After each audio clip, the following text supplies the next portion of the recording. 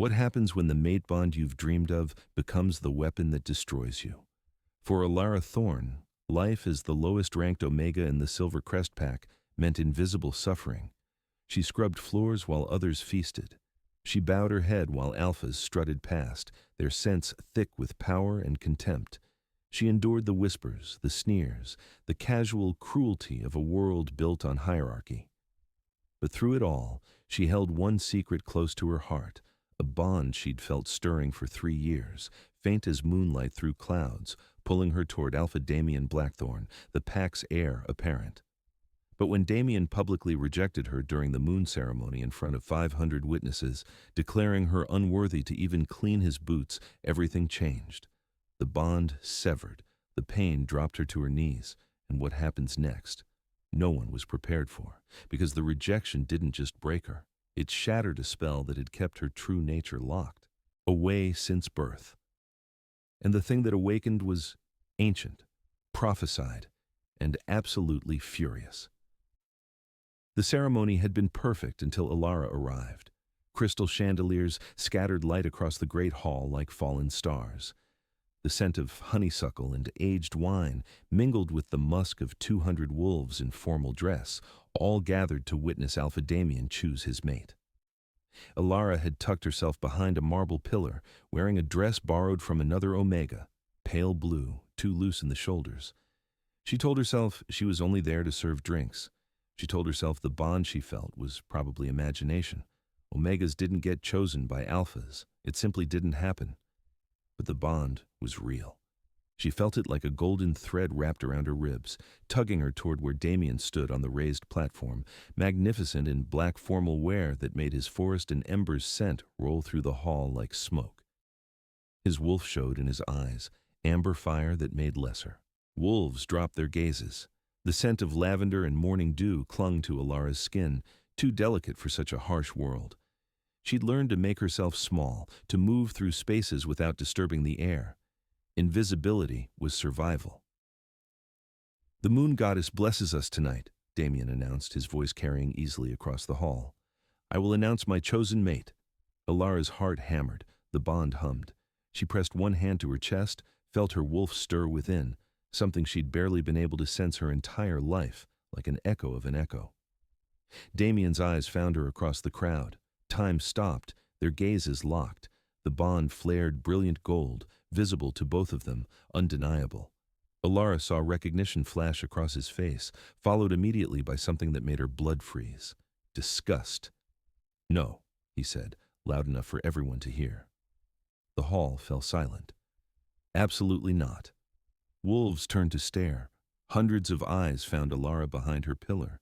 The scent of shock and anticipation thickened the air, notes of ozone and copper. "Alara Thorne." Damien spoke her name like a curse. "Step forward." She couldn't disobey an alpha's direct command. Her legs moved against her will, carrying her through the parting crowd. Whispers followed her like wasps. The scent of cinnamon and iron, Seraphine, Damien's chosen beta female, cut through the air with vicious satisfaction. Alara reached the platform steps. Damien looked down at her, and the contempt in his expression was worse than any blow. "The bond recognizes you," he said. "The moon goddess, in her infinite mystery, has made a mistake. You, an Omega who can barely shift, who has no power, no standing, no value to this pack, think yourself worthy to stand as my mate? As future Luna?" "I never," Alara's voice came out broken. "I didn't ask for this."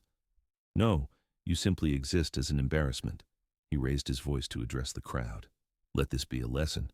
Bonds can be broken when they serve no purpose, when they would weaken rather than strengthen.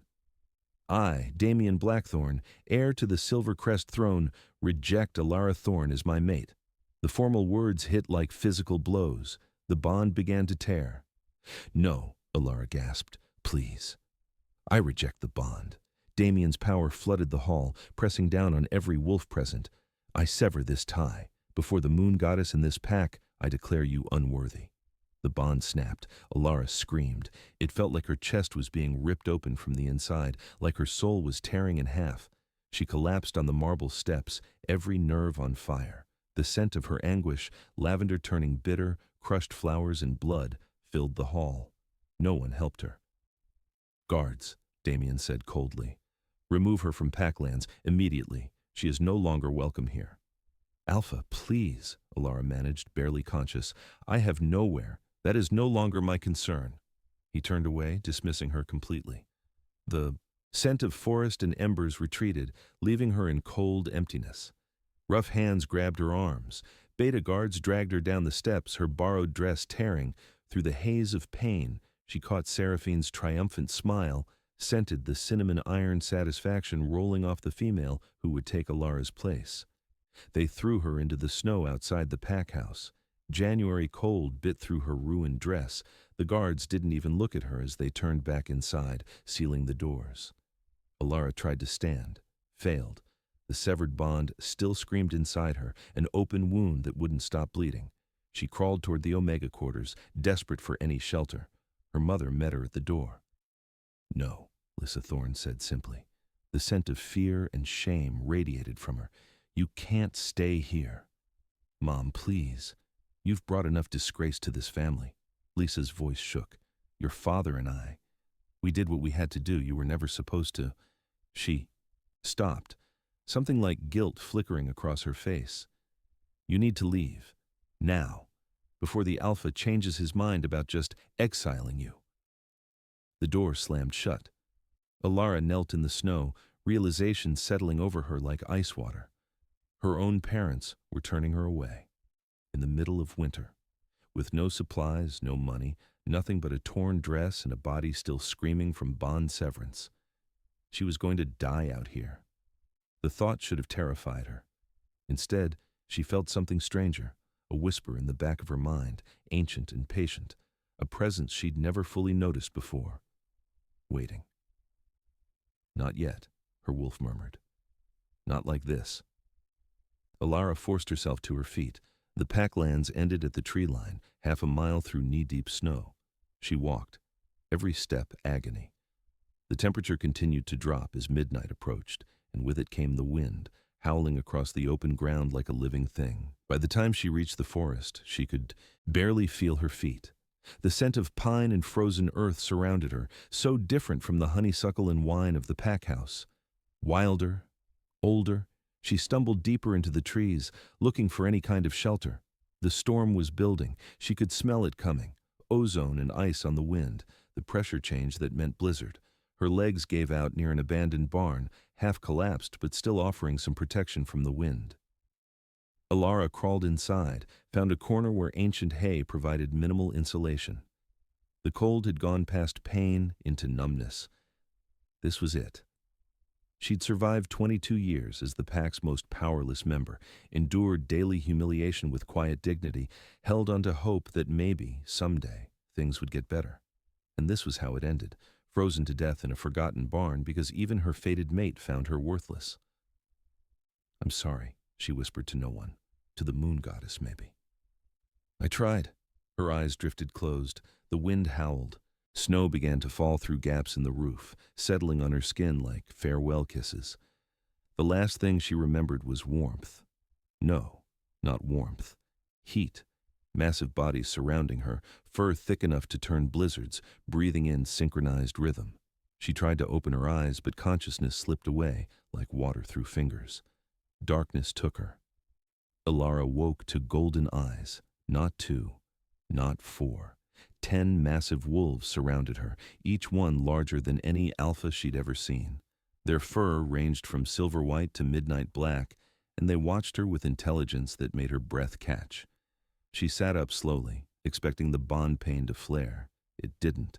She felt different, clear, like someone had removed a weight she'd carried so long she'd forgotten it was there. The barn looked different in daylight, less abandoned, more deliberately rustic. The hay beneath her was fresh, arranged deliberately.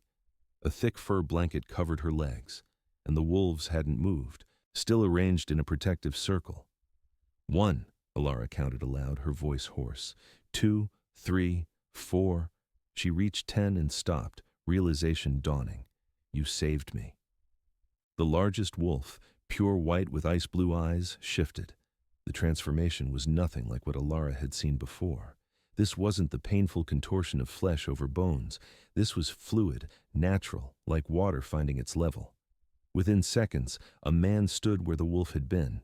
He was massive, easily 6'6", with shoulders broad enough to block sunlight. Scars crossed his chest and arms, each one telling a story of survival. His hair fell silver white to his shoulders, and those ice-blue eyes held centuries of patience. The scent of aged oak, winter snow, pine, and approaching storms rolled off him in waves that spoke of immense controlled power. "We've been waiting for you," he said. His voice was deep, resonant, carrying the weight of absolute authority. "Matriarch, what? My name is Kale Stormborn. I lead the Silverfang Guard." He gestured to the other wolves. "We are bound by prophecy to find and protect you." "There's been a mistake." Alara pulled the fur blanket tighter. "I'm nobody. I'm an Omega who can barely shift. You are the Matriarch reborn." Kyle knelt before her, and something about the gesture made her wolf stir with recognition. "Your power was bound at birth, hidden, locked away by those who feared what you might become." "That's impossible." "Is it?" He tilted his head. "Do you remember ever shifting fully? Or just trying and failing, always just out of reach?" Alara's throat tightened.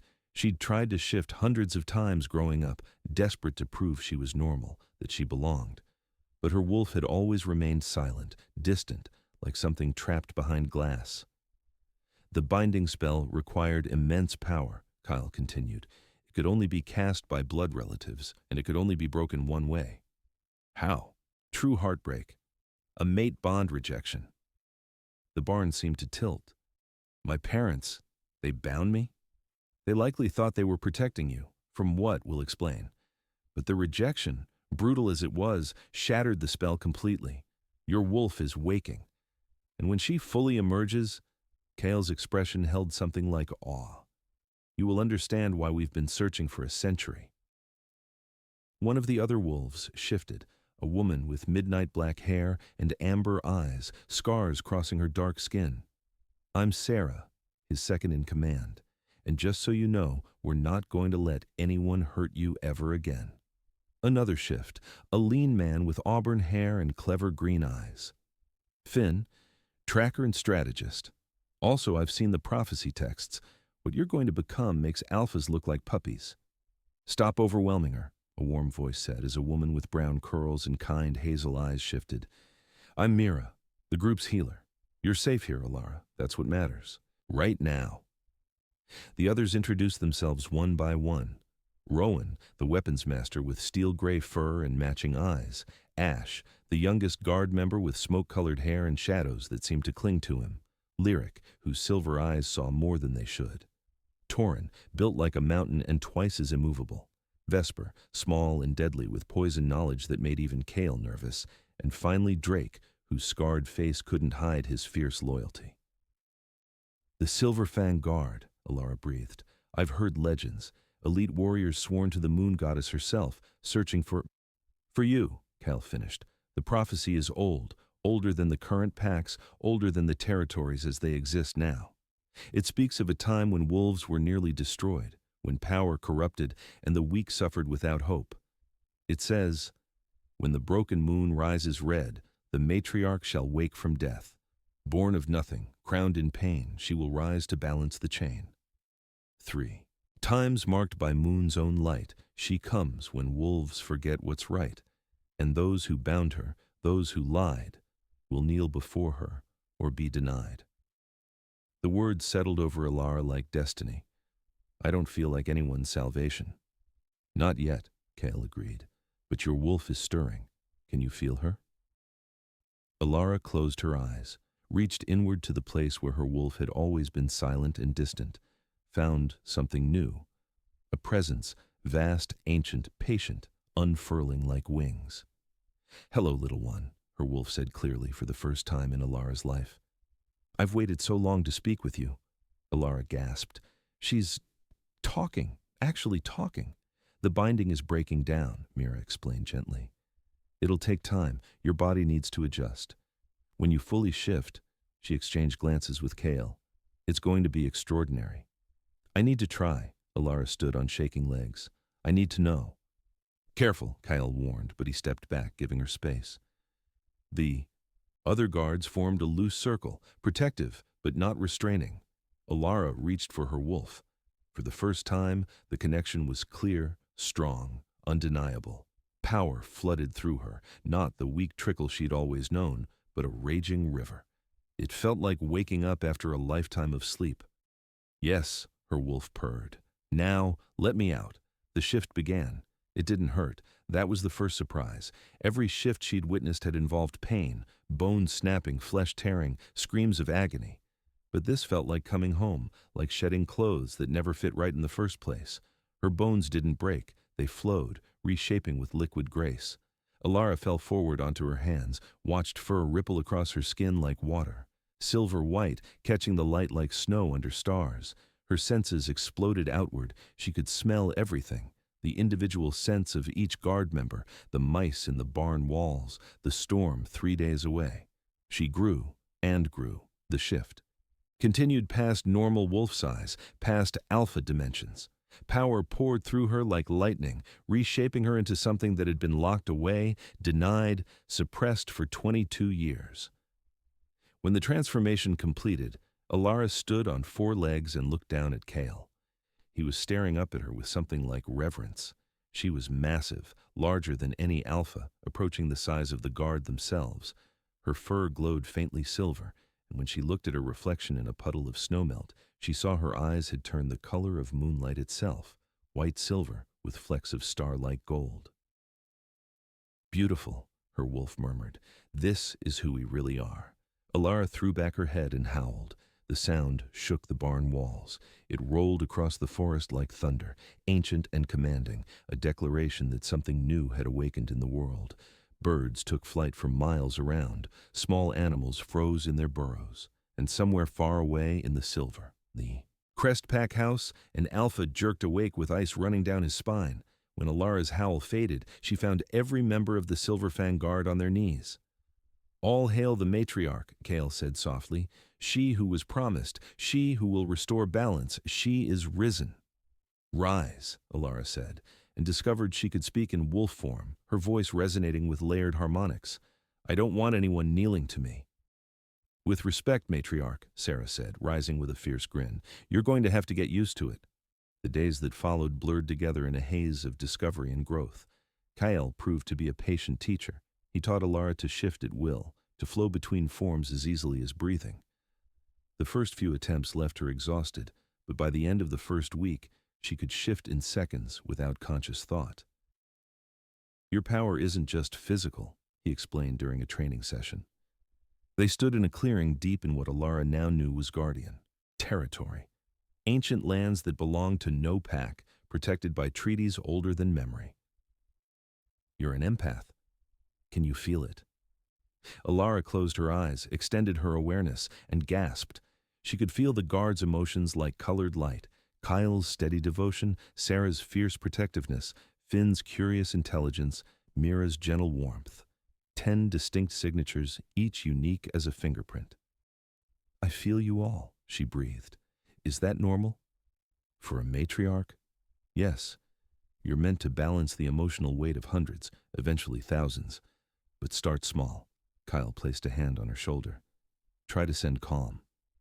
Alara focused on Ash, who always carried anxiety like a second skin from his traumatic past.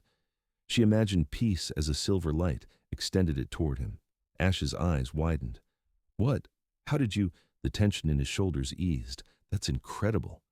Now try command, Kyle suggested. Wolves respond to dominance hierarchies, but you don't just command. You can make it impossible to disobey. Watch. He shifted smoothly to wolf form, then looked at her expectantly. Sit, Alara said. Just a word, casual, no power behind it. Kyle remained standing. Now mean it. Push your authority into the word. Make it law. Alara took a breath. Let her power rise. Sit. Kyle dropped to his haunches immediately, involuntarily. His eyes widened in his wolf face. I'm so sorry, Alara gasped. I didn't mean to. Kyle shifted back, laughing. Don't apologize. That's exactly what you're supposed to do. No alpha in the world could have resisted that command. Your authority is absolute when you choose to use it. It feels wrong, making people do things. It won't feel wrong when you're facing enemies who want to hurt innocents, Sarah interjected. She'd been watching from a nearby tree. Trust me, that power is a gift. The training extended beyond dominance and empathy. Mira taught her healing, how to sense injury in another wolf, how to channel energy to accelerate their recovery. Alara discovered she could ease pain with a touch, could feel broken bones realigning under her influence. Finn taught her to hunt, to track, to read the forest signs. Rowan drilled her in combat basics until Alara could hold her own against guard members twice her experience.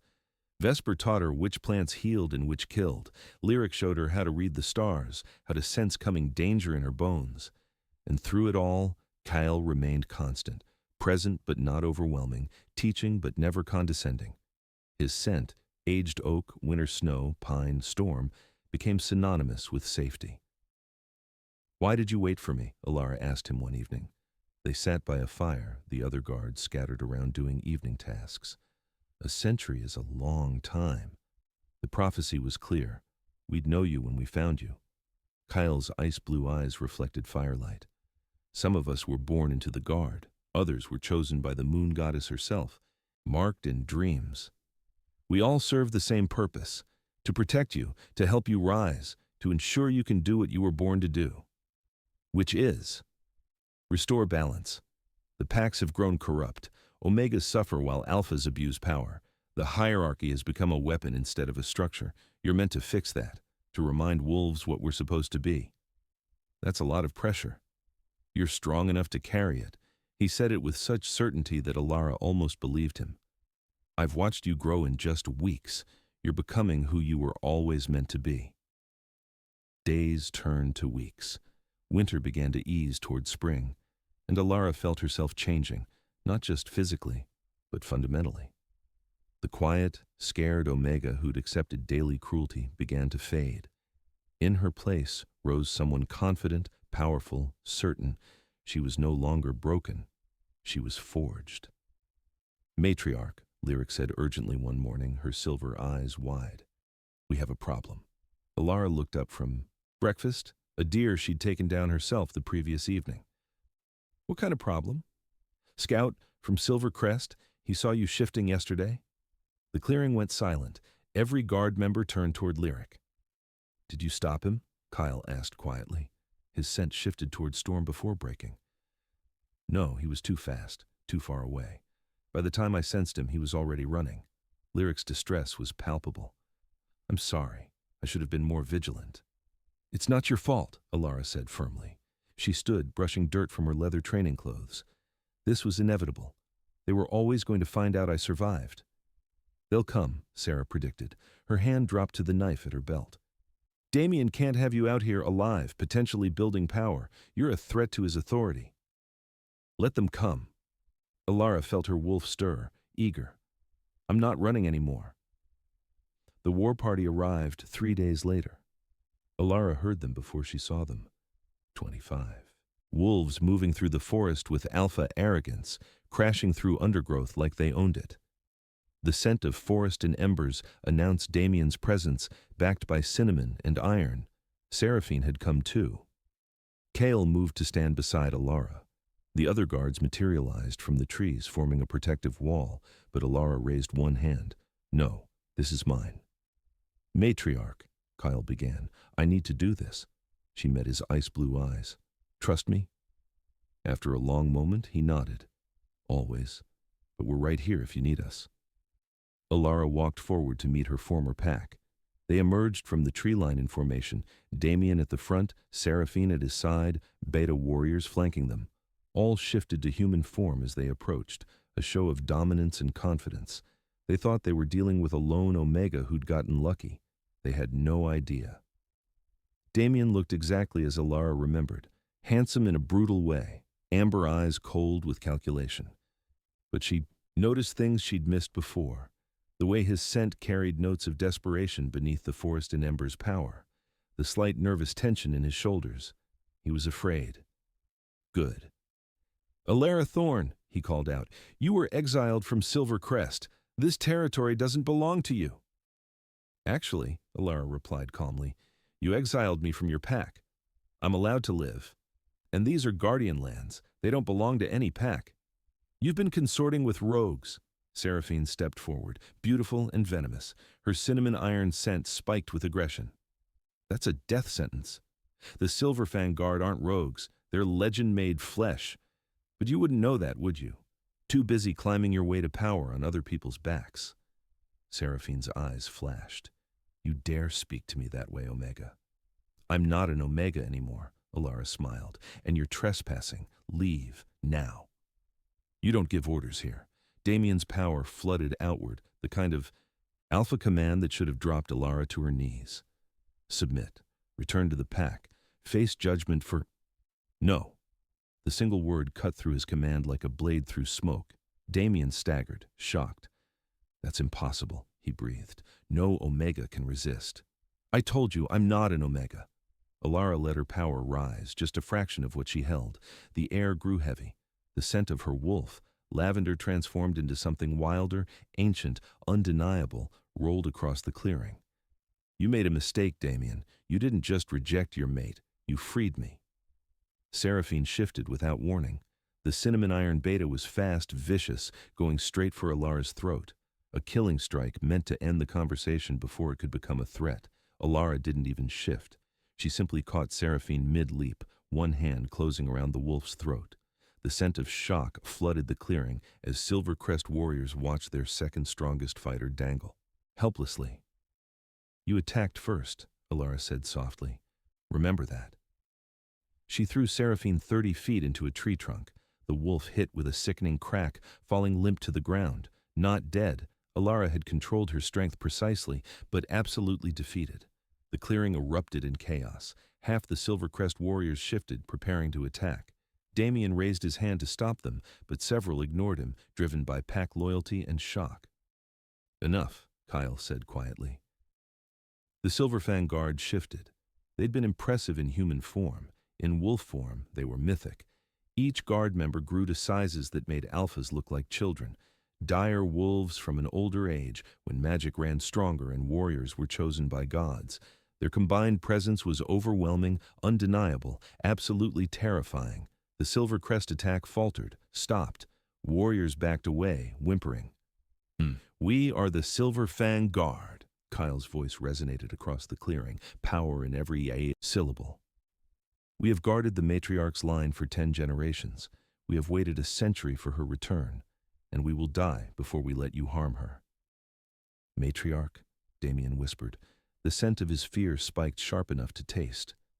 Yes. Alara shifted. The transformation was instant, fluid, beautiful. One moment she stood human.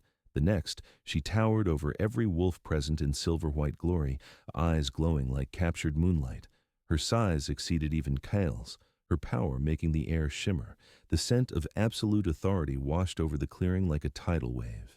20 Silver Crest warriors dropped to their bellies involuntarily, unable to resist the command radiating from her mere presence. Even Damien fell to his knees. Mercy, he gasped. The proud alpha who'd rejected her, who'd thrown her into winter to die, knelt in the dirt and begged, please, mercy. Alara padded forward slowly, looked down at the male who'd broken her heart, severed their bond, sent her to death without a second thought. We could kill him, her wolf suggested. No one would stop us. No, Alara replied. We're better than that. She shifted back to human form, standing over Damien in her training leathers, radiating power without needing wolf form to prove it. Tell me why I should show you mercy when you showed me none. I was wrong, Damien's voice broke. I was afraid. I felt the bond's strength and I panicked. Seraphine had been whispering about Omega weakness, about how the pack would never respect a Luna without alpha blood. I thought I was protecting the pack. You were protecting your ego. Alara's voice was hard. You valued status over destiny, power over truth, and you would have let me die rather than admit you made a mistake. Yes, at least he didn't lie. I'm sorry. It means nothing, I know, but I'm sorry. Alara looked at the assembled warriors, all still prone, terrified. Looked at Seraphine, conscious now but unable to rise. Looked at the Silverfang Guard waiting for her judgment. I could kill you all, she said simply. I could destroy Silver Crest Pack from memory, but that's not justice, that's revenge. And I'm not here for revenge. She raised her voice, letting it carry with supernatural clarity. I am Alara Stormborn, Matriarch Reborn, Guardian of Balance. These lands are now under my protection. Any pack that abuses Omegas, that treats weakness with cruelty, that perverts the hierarchy into a weapon of oppression, they answer to me now. A wave of power washed over the clearing, sealing the declaration. Damien Blackthorn, you rejected your true mate. You cast her out to die. You built your power on others' suffering. For this you are stripped of heir status. You will serve your pack as a warrior, nothing more, until you've proven yourself worthy to lead. If you ever take alpha status, I will be watching. Damien's face went white, but he nodded. Yes, Matriarch. Seraphine Nightshade, you attacked without provocation. You sought murder to protect your stolen status. You are banished from Silver Crest. You will wander as a lone wolf until you learn that cruelty isn't strength. Seraphine snarled, but couldn't speak against the weight of Alara's command. As for the rest of you, go home. Tell your pack what you saw here. Tell them the matriarch has risen. Tell them the old ways are ending. Omegas will be protected. The weak will be defended. And those who abuse power will face judgment. She paused, then added softly, and tell my parents I want to see them. They have much to explain. The Silvercrest wolves fled. They scattered into the forest, carrying Seraphine with them, leaving only the scent of fear and the memory of power that transcended anything they'd known. When they were gone, Alara's legs gave out. Kyle caught her before she hit the ground, his scent of aged oak and winter snow wrapping around her like safety. That was extraordinary. That was terrifying, Alara corrected, leaning against his chest. I could have killed them all. Part of me wanted to. But you didn't. You chose justice, mercy, balance. He tilted her chin up to meet his ice-blue eyes. That's why you're the matriarch. That's why we followed prophecy to find you. What happens now? Now? Kyle smiled. Now you build your new world, establish your territory, create laws that protect instead of punish, show wolves there's a better way. And you'll help me? Alara asked, suddenly aware of how close they were, how his arms felt around her, how his scent made her wolf purr with contentment. Always. The word held the weight of oath. I've waited a century for you, Alara. You think I'm leaving now? The bond, Alara breathed. I can feel it. Not like with Damien. That was fate trying to force connection. This is choice. Chosen mates, Kale confirmed. Stronger than fate bonds because they're built on respect, trust, true recognition. The prophecy mentioned it. She will choose her mate, and he will be forged in storms. Stormborn, Alara smiled. Your name? I've been waiting for you to notice. His thumb brushed her cheek. If you want this, no pressure, no obligation, just choice. Alara's wolf sang with certainty. This was right. This was real. I choose you, she said. The bond snapped into place, not painful like Damien's rejection, but warm, solid, unbreakable. It felt like coming home after a lifetime of wandering. Kyle kissed her as the Silverfang Guard erupted in cheers, and Alara felt for the first time in her life completely whole. Her parents came 3 days later, escorted by Guard members who'd retrieved them from Silver Crest. Lysa and Marcus Thorne looked smaller than Alara remembered, diminished by guilt and fear. They knelt before their daughter in the clearing that had become her court. Tell me why, Alara said simply. Why did you bind my power? Marcus spoke, his voice heavy, with ancient shame. You were born during a blood moon. The prophecy was clear. The matriarch would be born when the moon ran red. We were terrified. We knew what you'd become, what you'd have to face. We thought if we hid your power, you could have a normal life, safe, anonymous. You condemned me to 22 years of suffering, Alara countered, daily humiliation, abuse, near death. We know, Lisa's voice broke. We watched you suffer and we hated ourselves every day, but we didn't know how to undo it. The spell required blood magic, ancient rituals we didn't understand, and once it was done, we were trapped by our choice. The rejection broke the binding, Kyle explained quietly.